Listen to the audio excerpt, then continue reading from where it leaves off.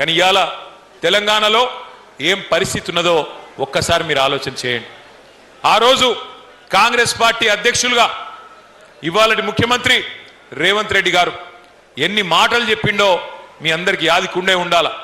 ముఖ్యంగా పరిగి అంటేనే ఇది రైతు బిడ్డలు ఉండే ఒక వ్యవసాయ ఆధారిత నియోజకవర్గం.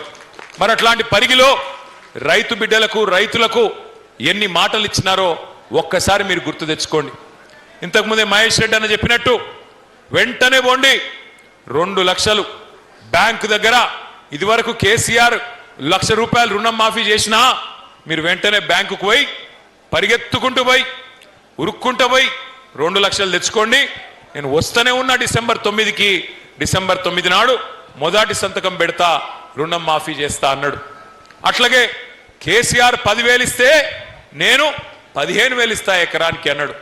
నవంబర్లో తీసుకుంటే 5,000, డిసెంబర్లో తీసుకుంటే 7,500. పెన్షన్లు ఒకటిగా చెప్పింది, రైతులకు ప్రతి పంటకు బోనస్ ఇస్తా అన్నాడు. కందులకు బోనస్, వడ్లకు బోనస్, పత్తికి బోనస్, 500 రూపాయల చొప్పున ప్రతి పంటకు బోనస్. ఇవన్నీ కూడా మీకు ఇవన్నీ చెప్పిన మాట మీకు యాదికుండాల. ఎవరన్నా మర్చిపోతే వాళ్ళకు చూపెట్టడం కోసమే ఇంత పెద్ద టీవీ పెట్టినాం ఇక్కడ.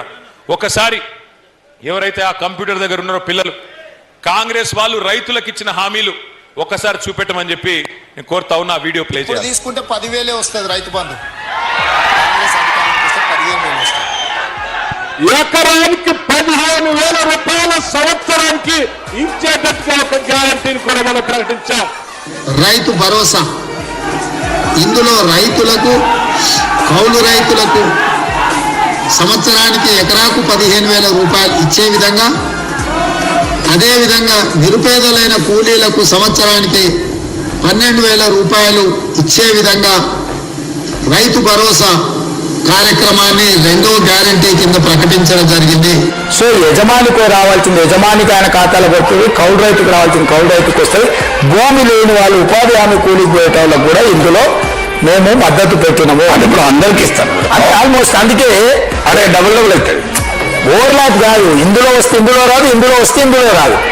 కేసీఆర్ అంటున్నాడు కాంగ్రెస్ వస్తే రైతు బంధు బంద్ అవుతుందని. ఎందుకు బంద్ అవుతుంది? మేమేమన్నా దివానగలమా? మాకేమన్నా దమాక్ లేదా? ఇప్పుడు తీసుకుంటే 10,000 వస్తుంది రైతు బంధు.